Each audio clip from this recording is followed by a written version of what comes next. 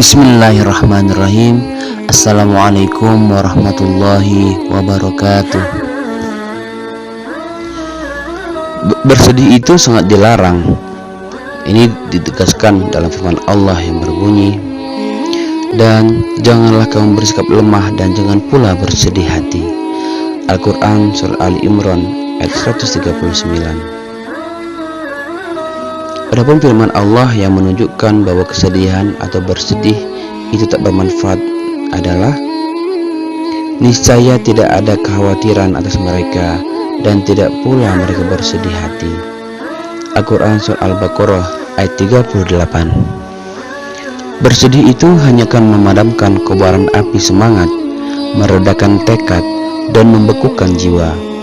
Dan kesedihan itu ibarat penyakit demam yang membuat tubuh menjadi lemah tak berdaya. Mengapa demikian? Tak lain karena kesedihan hanya memiliki daya yang menghentikan dan bukan menggerakkan. Dan itu artinya sama sekali tidak bermanfaat bagi hati. Bahkan kesedihan merupakan suatu hal yang paling disenangi setan.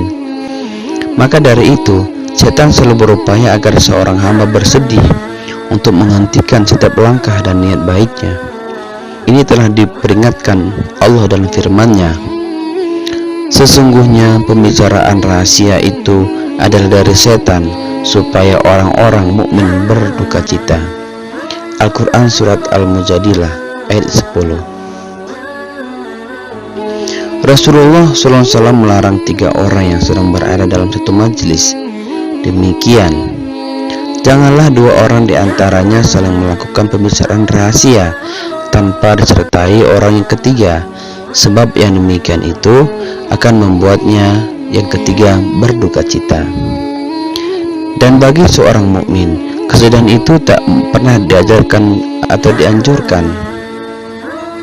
Soalnya kesedihan merupakan penyakit yang berbahaya bagi jiwa. Karena itu pula setiap manusia diperintahkan untuk mengusirnya jauh-jauh dan dilarang tunduk kepadanya. Islam juga mengajarkan kepada setiap muslim agar senantiasa melawan dan menundukkannya dengan segala peralatan yang telah disyariatkan Allah Subhanahu wa taala. Bersedih itu tidak diajarkan dan tidak bermanfaat. Maka dari itu Rasulullah SAW senantiasa memohon perlindungan dari Allah agar dijauhkan dari kesedihan. Beliau selalu berdoa seperti ini, Allahumma inni a'udzubika minal hammi wal huzan. Ya Allah, aku berlindung kepadamu dari rasa sedih dan duka cita. Kesedihan adalah teman akrab kecemasan. Adapun perbedaannya antara keduanya adalah manakala suatu hal yang tidak disukai hati itu berkaitan dengan hal-hal yang belum terjadi, ia akan membuahkan kecemasan. Sedangkan bila berkaitan dengan persoalan masa lalu, maka ia akan membuahkan kesedihan. Dan persamaannya, keduanya sama-sama dapat melemahkan semangat dan kehendak hati untuk berbuat suatu kebaikan. Kesedihan dapat membuat hidup menjadi keruh. Ia ibarat racun berbisa bagi jiwa yang dapat menyebabkannya lemah semangat, krisis gairah, dan galau dalam menghadapi hidup ini.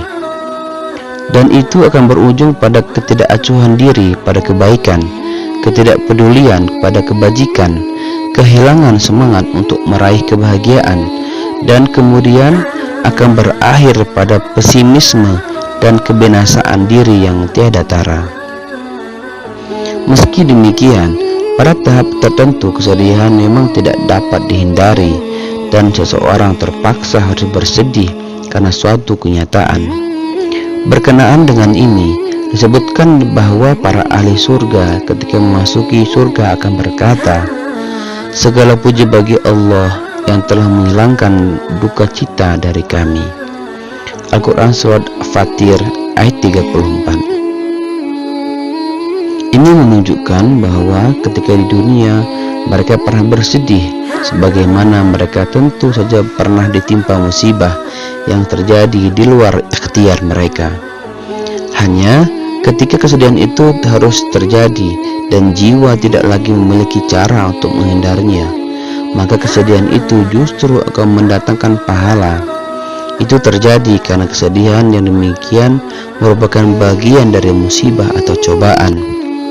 Maka dari itu, ketika seseorang hamba ditimpa kesedihan, hendaknya ia senantiasa melawannya dengan doa-doa dan sarana-sarana lain yang memungkinkan untuk mengusirnya. Demikianlah, mereka tidaklah dipuji dikarenakan kesedihan mereka semata, tetapi lebih dikarenakan kesedihan mereka itu justru mengisyaratkan kuatnya keimanan mereka. Demikianlah, mereka tidaklah diuji dikarenakan kesedihan mereka semata, tetapi lebih dikarenakan kesedihan mereka itu justru mengisyaratkan kuatnya keimanan mereka. Pasalnya, kesedihan mereka berpisah dengan Rasulullah adalah dikarenakan tidak mempunyai harta yang akan dibelanjakan dan kendaraan untuk membawa mereka pergi berperang.